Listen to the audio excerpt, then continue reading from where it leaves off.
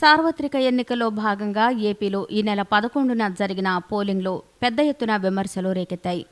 ఈవీఎంల పనితీరుపై అధికార పార్టీ తనదైన శైలి విమర్శలు చేస్తే, విపక్ష వైసీపీ కూడా తమపై దాడులు చేశారంటూ వాపోయింది. ఈవీఎంలలో తలెత్తిన లోపాల పుణ్యమా అని చాలా ప్రాంతాల్లో రాత్రి పొద్దుపోయిన తర్వాత కూడా పోలింగ్ జరిగింది. ఈ క్రమంలో పలు ప్రాంతాల్లో రీపోలింగ్ నిర్వహించాలని ఇటు టీడీపీతో పాటు అటు వైసీపీ కూడా కేంద్ర ఎన్నికల సంఘానికి ఫిర్యాదులు చేశాయి. ఈ క్రమంలో తమకు అందిన ఫిర్యాదులు, ఆ ఫిర్యాదుల్లోని అంశాలను పరిశీలించిన ఎన్నికల సంఘం రీపోలింగ్ను కేవలం 5 స్థానాల్లోనే అని తేల్చి పారేసింది. ఈ మేరకు ఏపీ ఎన్నికల ప్రధానాధికారి ద్వివేది కాసేపటి క్రితం రీపోలింగ్కు సంబంధించి కీలక ప్రకటన చేశారు. రాష్ట్రంలోని 5 చోట్ల మాత్రమే రీపోలింగ్ నిర్వహిస్తామని పేర్కొన్న ఆయన రీపోలింగ్ జరిగే ప్రాంతాలను కూడా వెల్లడించేశారు.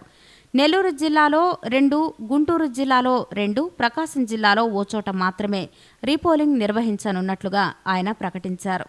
ఈ మేరకు ఈ 5 చోట్ల మాత్రమే రీపోలింగ్ నిర్వహించాలని ఈసీకి నివేదిక పంపినట్లుగా ఆయన వెల్లడించారు.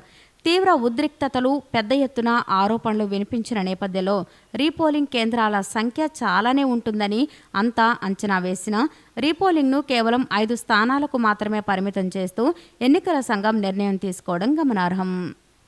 ఈ వీడియో కనుక మీకు నచ్చినట్లయితే లైక్ చేయండి, షేర్ చేయండి. ఇలాంటి లేటెస్ట్ వీడియోస్ కోసం మా ఛానల్ని సబ్స్క్రైబ్ చేసుకోండి.